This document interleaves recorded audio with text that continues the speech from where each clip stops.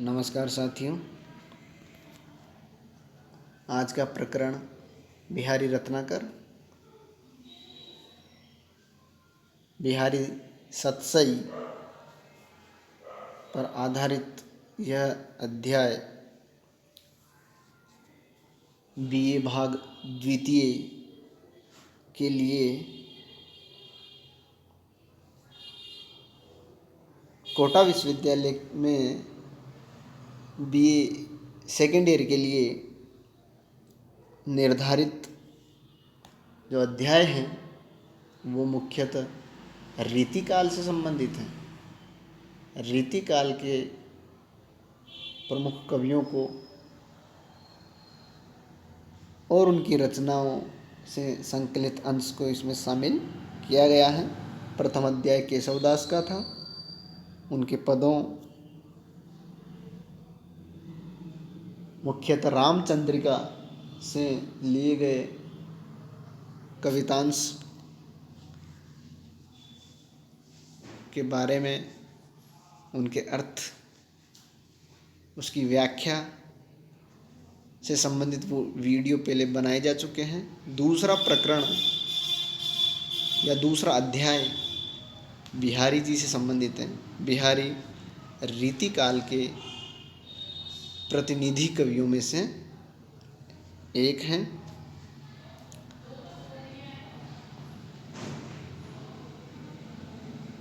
Video में आगे बढ़ने से पहले मैं अपना परिचय दूं।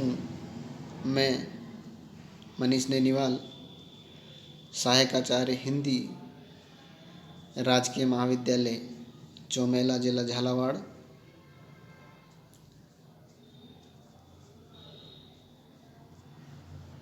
बिहारी रत्नाकर यानी रत्नाकर श्री जगन्नाथ दास जी रत्नाकर हैं, जिन्होंने बिहारी की प्रमुख रचना सतसई पर टीका लिखी थी।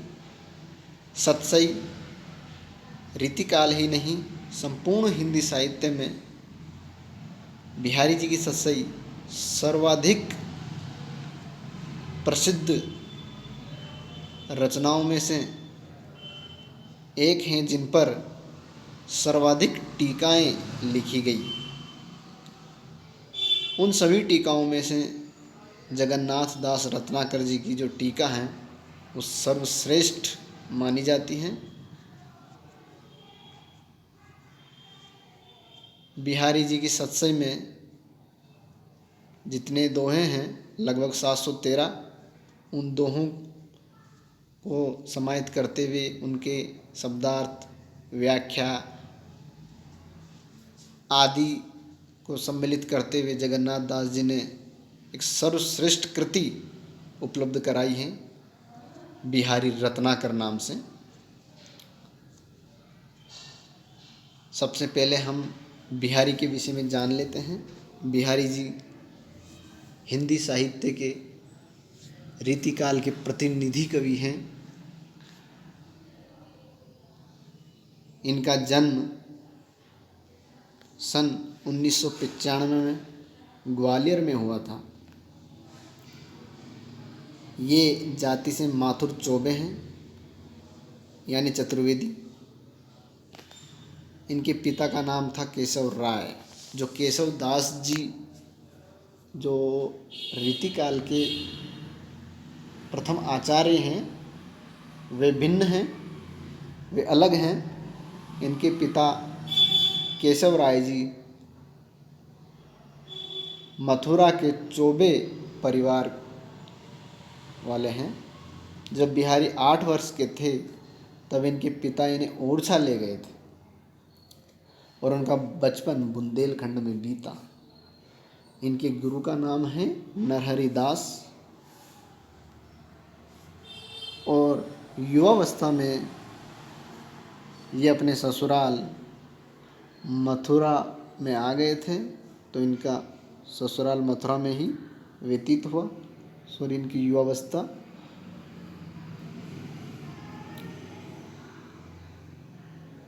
जो इस दोहे से भी प्रकट हैं। जन्म ग्वालियर जानिए यानी इनका जन्म ग्वालियर में हुआ। खंड बुंदेल बाल, और इनका बाल्यकाल बुंदेलखंड में, ओरछा में। तरुणाई आई सुघर, मथुरा बसी ससुराल, और मथुरा में जो इनका ससुराल है वहाँ इनकी तरुणाई, इनकी युवावस्था मथुरा में व्यतीत हुई है। बिहारी की एकमात्र रचना है सतसई, सप्तसती, सतसई, जिसमें 700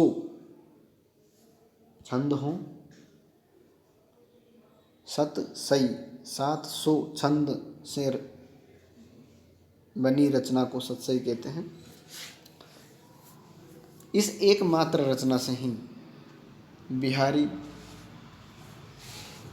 रीतिकाल के प्रमुख कवि, रीतिकाल के ही क्यों, इस हिंदी साहित्य में एक प्रतिनिधि कवियों में से, प्रमुख कवियों में से एक गिने जाते हैं। सतसई एक मुक्तक काव्य है, यानी मुक्तक रचना है। सभी छंद अपना स्वतंत्र अस्तित्व रखते हैं, सबका अलग अलग अर्थ हैं, एक दूसरे से भिन्न हैं।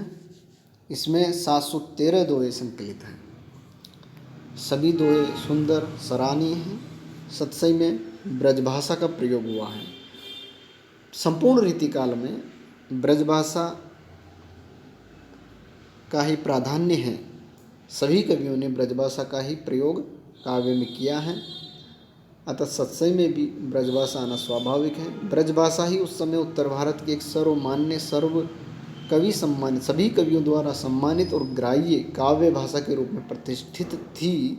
इसका प्रचार और इसका प्रसार इतना हो चुका था कि इसमें अनेक रूपता आ जाना सहज संभव था। बिहारी ने इसे एक रूपता के साथ रखने का सफल प्रयास किया है, और इसे निश्चित ही साहित्यिक रूप भी दिया है। यहाँ बिहारी जी ने ब्रजभाषा को मांझ करके, शुद्ध करके उसको निखार दिया है। सतसई मुख्य रूप से 3 भागों में विभक्त की जा सकते हैं, यानी इसमें 3 प्रमुख विषयों पर दोहे लिखे गए हैं: नीति विषयक, भक्ति विषयक और श्रृंगार परक। 3 प्रकार के भाव इसमें समाहित हैं, नीति परक और भक्ति से संबंधी और श्रृंगार से संबंधी दोहे हैं। इनमें सबसे अधिक जो दोहे आए हैं वो श्रृंगार से संबंधित है, श्रृंगार प्रधान है। कला चमत्कार सर्वत्र चातुर्य के साथ प्राप्त होता है। इस प्रकार बिहारी जी रीतिकाल के एक प्रतिनिधि और प्रमुख कवि हैं, जिसकी रचना सतसई से संकलित कुछ दोहे, 713 दोहे हैं। तो आपके अध्याय में या पाठ्यक्रम में उनमें से कुछ दोहों को संकलित किया गया है, उनके बारे में, उनकी व्याख्या और अर्थ हम पढ़ेंगे।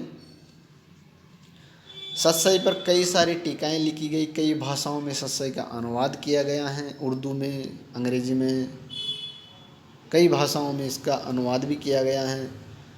कई सारे कवियों ने रीतिकाल के बाद आधुनिक काल तक कई सारे कवियों ने इस पर टीकाएं लिखी, मगर सर्वाधिक प्रसिद्ध श्री जगन्नाथ दास रत्नाकर जी द्वारा रचित बिहारी रत्नाकर हैं। बिहारी रत्नाकर जी ने इन दोहों का बहुत ही सुंदर तरीके से, अच्छी तरीके से, शब्दार्थ सहित व्याख्या की है। यहाँ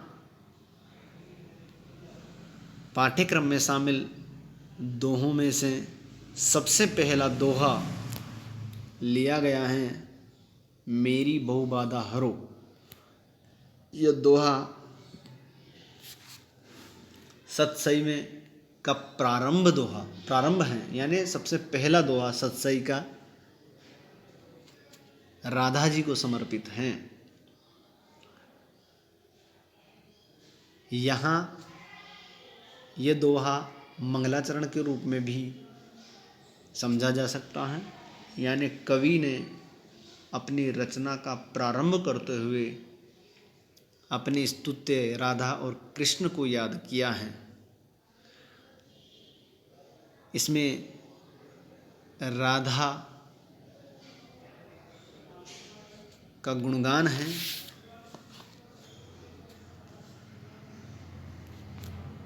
तो शुरू करते हैं। पहला दोहा, मेरी बहु बाधा हरो, राधा नागरी सोई, जा तन की झाई परे, श्याम हरित दुति होए। यहाँ मैंने शब्दार्थ भी लिख दिए हैं। जैसे बहु बाधा, बहु का मतलब होता है संसार, बाधा यानी कष्ट, संसारिक कष्ट, हरो का मतलब हरण करना, राधा नागरी सोई, और इसके बाद है झाई। झाई का तात्पर्य है परछाई, झांकी या झलक, और एक ध्यान लगाना, ये झाई के अर्थ हैं। इसके बाद है श्यामु। श्यामु यानी श्याम, श्याम यानी कृष्ण, श्याम यानी श्याम वर्ण वाले, श्याम रंग वाले। और श्याम का अर्थ होता है दुख, कालेपन से संबंधित दुख भी इसका अर्थ है। हरित द्युति का मतलब होता है, हरित यानी हरा, हरा रंग। द्युति का मतलब होता है चमक, कांति। तो हरित द्युति में एक अर्थ तो है हरा रंग, एक हरित हो जाना यानी प्रसन्न होना, तो प्रसन्नता भी इसका अर्थ है। और एक रित द्युति यानी द्युति का हरण हो जाना, चमक या कांति का हरण हो जाना, नष्ट हो जाना, क्षय हो जाना, यानी तेजहीन हो जाना, प्रभावहीन हो जाना, ये भी इसका अर्थ है। अर्थात यहाँ इस दोहे में कवि ने श्लेष का चमत्कार दिखाया। इस दोहे से राधा जी का तो गुणगान किया ही है, कृष्ण को भी याद किया है, और साथ ही अपने अलंकार प्रियता या अलंकारों का जो चमत्कार देखने को मिलता है, श्लेष का चमत्कार इस दोहे में दिखाई देता है। यहाँ श्याम, हरित द्युति और झाई, ये इस प्रकार के शब्द हैं जिनके एक से अधिक अर्थ निकल रहे हैं। तब इस संपूर्ण दोहे के भी एक से अधिक अर्थ हो रहे हैं। तो सबसे पहले जो अर्थ हैं, मेरी भव बाधा हरो, यहाँ अपनी संपूर्ण रचना को कवि बिना किसी बाधा के पूरी करना चाहते हैं, बिना परेशानी के, इसलिए वो राधा की स्तुति कर रहे हैं, राधा का गुणगान कर रहे हैं, राधा से प्रार्थना कर रहे हैं।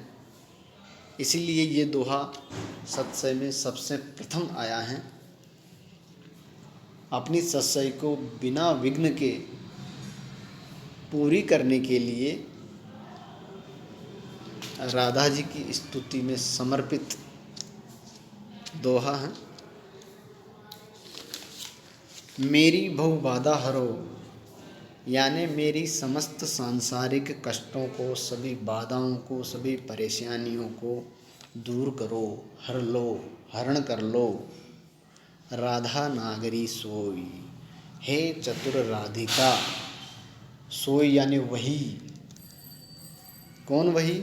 जहाँ तन की झाई परे, जिनके तन की झाई पड़ने से श्याम हरित दुति हो, श्याम भी हरित हो जाते हैं। यहाँ श्याम हरित में अलग अलग अर्थ होने से संपूर्ण दोहे की भी कई सारे अर्थ निकल जाते हैं, श्लेष हैं।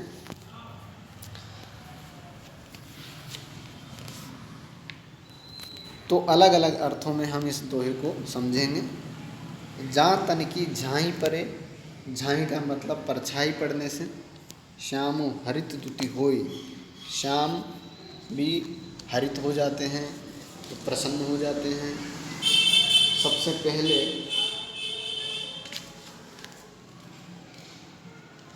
यहाँ राधा के बारे में कवि कह रहा है कि वही राधा जिनके तन की परछाई गिरने से श्याम भी हरित हो जाते हैं, यानी हरे कलर के हो जाते हैं। यानी उनकी तन की छाया है पीताभ, पीले कलर की, स्वर्णिम है, उनका शरीर स्वर्णिम है। और श्याम हैं नीले रंग वाले, नीले शरीर वाले श्याम कृष्ण हैं। जब पीला रंग और नीला रंग मिलता है तो हरा रंग बन जाता है। यहाँ रंग संबंधी अपना ज्ञान भी उड़ेल दिया है कवि बिहारी ने कि राधा जी का पीताभ वर्ण वाला शरीर की छाया जब नीले रंग वाले कृष्ण पर पड़ती हैं तो उनका वो हरित हो जाते हैं, यानी हरे रंग के हो जाते हैं। एक तो ये है। दूसरा है कि जिनकी झाई से, झाई यानी झलक से, श्याम हरित दुति हो, जिनके झलक से या जिनके दर्शन से श्याम यानी कृष्ण हरित हो जाते हैं, यानी प्रसन्न हो जाते हैं। जिनकी झलक देख कर ही कृष्ण प्रसन्न हो जाते हैं। ऐसी राधिका मेरी बहु बाधाओं का हरण करें। इस प्रकार से दूसरा अर्थ भी प्रसन्नता से संबंधित है। और तीसरा एक और अर्थ है जहाँ रित द्युति से संबंधित है, कांतिहीन हो जाना, चमक हट जाना। और श्याम का अर्थ होगा दुख, यानी जिनका ध्यान करने से, जिनकी झाई परे, जिनका ध्यान करने से, जिनका ध्यान मन में लाने से, जिन राधिका को याद करने से श्यामो यानी सभी प्रकार के कष्ट, कालेपन से संबंधित कष्ट, दुख, सभी प्रकार के श्याम अर्थात सभी प्रकार के दुख हरित दुति हो जाते हैं, कांतिहीन हो जाते हैं, फीके पड़ जाते हैं, यानी सभी दुख नष्ट हो जाते हैं। ऐसी राधिका जिनका ध्यान करने से ही सभी प्रकार के दुख नष्ट हो जाते हैं, ऐसी राधिका मेरी समस्त भव बाधाओं, मेरे सांसारिक कष्टों का हरण करें। इस प्रकार से इस दोहे में श्लेष का चमत्कार है। तीन तीन अर्थ इस दोहे के बता दिए हैं कवि ने। झाई, श्याम, हरित द्युति, इन शब्दों में तीन तीन अर्थ निकल रहे हैं, इसलिए संपूर्ण दोहे के भी तीन अर्थ आने से यहाँ श्लेष का चमत्कार है। मेरी बहु बाधा हरो, राधा नागरी सोई, जहाँ तन की झाई परे, श्याम हरित दुति होई। हे राधिका, आप मेरी सांसारिक बाधाओं का हरण करें, क्योंकि आपके पीताभ रंग की परछाई से नीले रंग वाले कृष्ण भी हरे हो जाते हैं, या आपके झलक से कृष्ण प्रसन्न हो जाते हैं। तो आप अपनी झलक, अपने दर्शन मुझे भी दें, या आप का ध्यान करने से समस्त प्रकार के श्याम दुख, सभी दुख नष्ट हो जाते हैं। अतः आप मेरे भी सांसारिक कष्टों का हरण करें। ये 3 अर्थ इस दोहे के निकल रहे हैं। बहुत ही सुंदर दोहा प्रस्तुत किया है कवि बिहारी ने। अब आगे जो दूसरा दोहा लिया गया है उनके बारे में अगले वीडियो में पढ़ेंगे। तब तक के लिए धन्यवाद।